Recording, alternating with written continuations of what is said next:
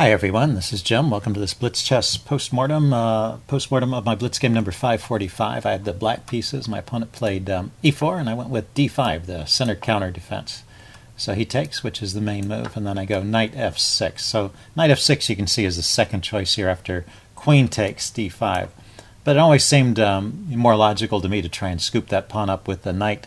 If you can, get the knight well posted in the center rather than taking with the queen where it gets kicked around. Of course, queen takes d5 is perfectly playable.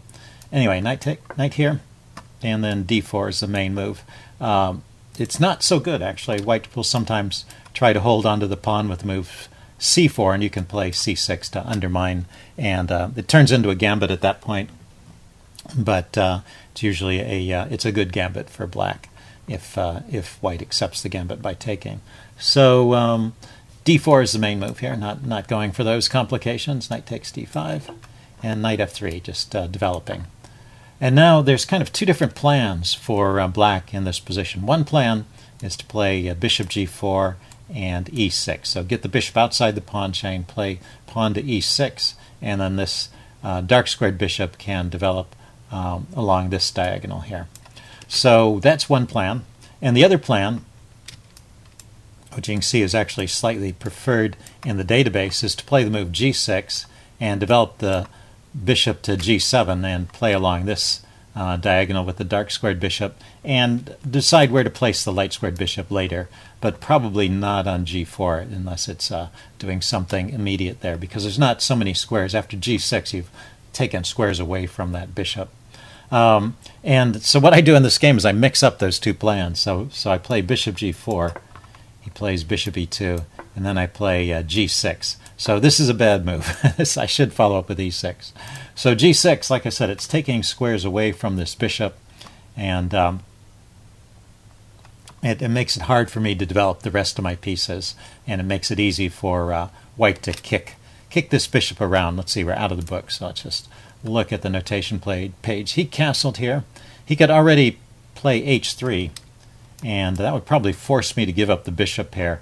Well, at least that's the chess engine's idea. After hc3, it thinks that's the best move for me, because just retreating, I probably have to go all the way back here, and then it's in the way of the knight, if the knight wants to go to d7 to support c5. So already my position is a bit awkward. He castles, which is fine. I go bishop g7. He goes c3, shoring up the center. Probably not necessary. I think c4 is probably going to be a good idea here. Well, it was one of the ideas. h3, kicking the bishop, is once again a good move. Yeah, c3 is playing kind of quietly, but it's a solid move and keeping an edge for white. I castle. He goes knight bd2. And I go knight d7. I want to get in this move c5 to try and put pressure on the center, and so I need a piece to support that, unless I want to turn it into a pawn sack, which I don't think is good at this point. Yeah, c5 is not showing up on the list of possibilities. The other way is to play with c6, or knight to c6, but then you sort of give up hope of getting pressure on the center.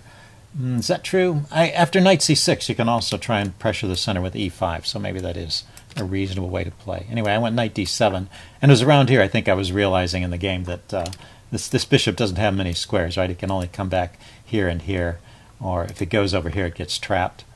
So let's see. Yeah, right in this position h3 is a recommended move, and once again that forces me to give up the bishop pair by taking on f3. Okay. He didn't do that. He went queen b3, though. That was an interesting move, hitting the knight and hitting the pawn. And after some thought, I decided to drop this knight back to meet both those threats. And now I went bishop c4. Setting up a little battery here against the f7 pawn and keeping my rook tied up, defending. c5, though, it looks like this is interesting for black. I went ahead and played c5. I'm not sure why this is suddenly good for black. What does the engine want to play? Okay, the engine wants to play h3 here once again and kick my bishop around. So bishop c4, c5. Let's see why this is good for black. He played d5 here, and I played knight takes c4 Okay, that's one of the moves here. And knight takes c4, taking the bishop. He takes back. So I guess that's one point, is that I could have taken off that bishop even in the previous move. And I've gained the bishop pair, so that's why the way white played wasn't correct with the bishop to c5. I could have just grabbed that bishop immediately. If we go back here, even instead of c5, yeah, knight takes c4 already is a good move, just immediately. So that's why this bishop c4 move isn't particularly good for white. Okay, let's go forward. In the game, we got to this position. I took, he took, and then I played b6. I wanted to shore up this pawn, and and I wanted to be able to move the knight, so that the knight's currently occupied defending this pawn. So if I shore up this pawn, I can move the knight, go after the d pawn. So that was what I was thinking. And I completely overlooked one other factor in this game. So if you didn't see the game, what's the best move for white after I play b6? Okay, I'm going to give the answer away now. I played b6, and he played the best move. He took my loose bishop. So I'm just down a piece here. I could resign. Let's see, knight f6, the move I played, is the best move, and it leaves white with a +3 score. Yeah, so I'm just down a piece. But I felt like playing on, so I did. But certainly in a position like this, it's okay to resign. So I'm hitting the queen. I'm going to try and get one pawn back and see if I can get some kind of compensation. What's funny is I actually kind of get back in the game at one point. So he plays queen c4, brings it back here, and then I grab with the knight. If I take with the queen, I don't want to trade queens. I want to keep as much material on the board as I can, while at least getting a little bit of compensation for my piece. So I've got one pawn. But now I think he plays in a good way. He can start to force some trades. Knight e4, yeah, it's a top choice of the engine. I drop back to c7. He was opening up this d file, so that he can get a rook here. Although it can't go there immediately because it's not protected. He has to also lift the bishop up, but then he could chase the queen away. So anyway, I wanted to get the knight off of the e file so that so that it didn't get pinned there. Let's see. He goes bishop f4 here. At some point, he kind of loses the thread, it seems. But bishop f4 is keeping an edge. I maneuver my knight over to e6, hitting his bishop, and he goes to e5. Okay, forcing a trade. So this is good too. See, it keeps that edge, and as more material comes off, this all benefits. It all benefits white. He can go into the endgame a piece up and just he uses his extra piece to scoop up my pawns and wins that way. So pretty simple. Let's see. I moved my queen off of the d file. I let him take, which he does, and then he goes queen to e2. So he drops his queen back, holding on to his knights here. He can still bring a rook to the center. That's probably good. I try to activate my queen, putting a little pressure on his knight here. Goes knight f to g5, trying to force some more trades. That was not best. Let's see. Just knight g3 is good here. I'm not sure what's wrong with knight to g5, though. I mean, it's certainly in white's interest to provoke these trades and still keeps this winning edge. And of course, it's in my interest to avoid trades, so I go knight f4, hitting his queen. Queen goes to e3, cancel that, e3, hitting my knight, and I bring the knight to d5, hitting his queen again. Queen runs over here to g5, maybe he's lining up for a attack on my king, and I go f6, chasing his knight away. Knight drops back to f3, and I go e5.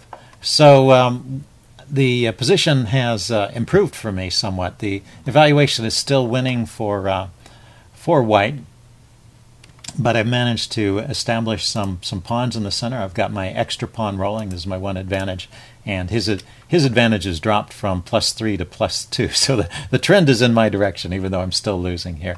Let's see. He goes rook a to d1, putting pressure on the knight. I bring my knight into f4, just trying to keep all my pieces active. Brings his other rook to the center. It's also good. Let's see, I go queen b5. I'm looking at his loose pawn here. Yeah, so that's a bit of a mistake. Now he can come in with queen h4. Queen h4. Kind of a mystery to me why that's such a good move. Say he goes queen h4. Let's check this out. Can't I just play g5 here, kicking the queen? He's not actually threatening to take here. And can't I just take here as well? Say if I grab this pawn. Suppose I'm reckless and grab a pawn. Then there's a mate in, okay, rook to d7 is a threat here. So I have to watch out for that. I can't just grab a pawn.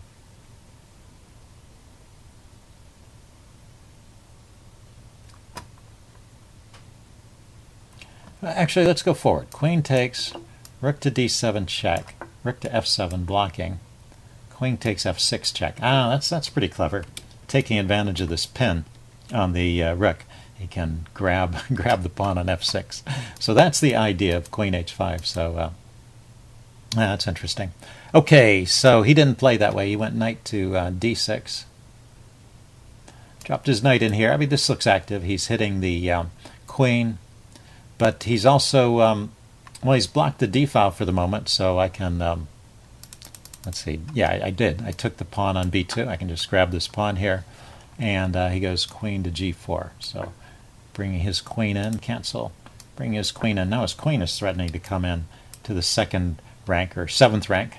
And I can't block with my rook here. This is a bit tricky, so I have to bring the other rook over. And his advantage is still in this +3 range. +2, +3. Okay, I go... yeah, he goes knight to c4 here. Right here, knight to h4 is interesting, huh? Maneuvering the knight and maybe threatening to push my knight away and maybe sacrifice on g6. Maybe that's an idea there. Okay. He brought his knight back to c4, hitting my queen. And with that move, suddenly, look at the evaluation shift. I can grab another pawn, either a2 or c3. I take c3. And now, just with that one move, I suddenly have sufficient compensation for the pawn. So I guess that's an example of how you can get into trouble from inaccurate play. So I've activated my remaining pieces. The queen and the knight are looking pretty active. I'm contesting this open file, which is, of course, double-edged because the trades benefit white. But in this case, it looks like, well, I've got immediate pressure on his knight here. So he doesn't have time to trade rooks. Rook takes d8, rook takes d8. Well, he does have time to trade rooks. Let's see if he just goes down this path. He did. Okay, he took, I take, and then he retreats his knight to d2. Knight c takes e5 is recommended. He goes knight to d2. Oh, so this is what the problem is. I guess the knight has no good squares, because this is where I get back into the game and actually have an advantage at this point. So I can take the rook. I give up the rook for 2 pieces. And now the material is, he has upped the exchange, but I have 3 pawns for the exchange. And so we've gone to a position where I've been losing to now where I'm winning. But somehow I don't manage to keep this advantage, so it's not like it's game over for me either. So let's see. He plays rook f1, defending. I grab another pawn. He goes queen to d7 check. Go king to h6. And his queen kind of creeps in. This is where I think this is where I start to go wrong. He's putting pressure on this f6 pawn. And queen to d5 or queen to e6 are the moves here. Oh, queen d5 is a nice move. Queen to d5 threatens checkmate. And he doesn't have time to grab this pawn on f6. Now what if he just defends normally? Okay, so suppose I played queen d5.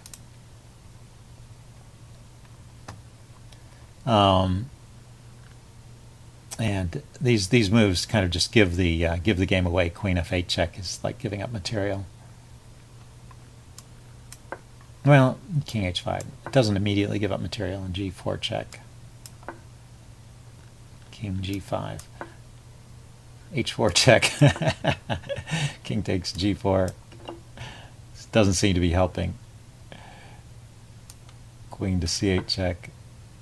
f5. I finally block all the checks. Queen to b7, giving up the queen. Yeah, that's what I thought. He's going to end up giving up the queen. So after queen d5, well, a more rational defense would be something like f3.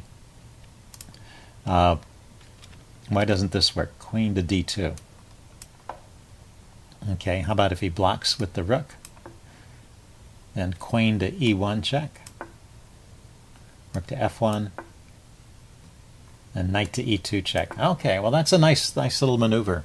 The check drives the king back in the corner, and then queen takes rook is mate. So let's back up. So that's a nice little mating pattern there. After f3. So it starts out with queen d2 threatening mate. He blocks with the rook. I come in with the queen to check, forcing the rook back, and then I check with the knight, drives the king away, and I win that way. Okay, so queen d5 is a winning move there. Or just if I'm so worried about the this pawn on f6, I could also place my queen on e6, defending and provoking a queen trade, and that would leave an advantage. Instead, I played knight to e2 check. I threw on this knight check. He goes king h1, and then I went queen to c2, coming over here to defend this way. But it's just not the best way to play. I was missing all of these ideas. So he gets a pawn. Now it's just, well, I still have 3 pawns for the exchange. I still am up material, but he has enough activity with his queen to draw this game. So giving away that pawn was not a good idea. Okay. I went queen to f5. This is what I was thinking. I thought I could just chase the queen away now, but the queen always has these checks. It's pretty annoying. King g7, queen here, check. King g8. Queen takes a7, and by this time, actually, because of the way I've played, let's see, when did it switch from being zeros? I have to repeat. I have to go back. Okay, I didn't want to draw, but I have to go for the draw here and just repeat king h6. So by going to king g8, the tide is switched once again, and now now white is winning.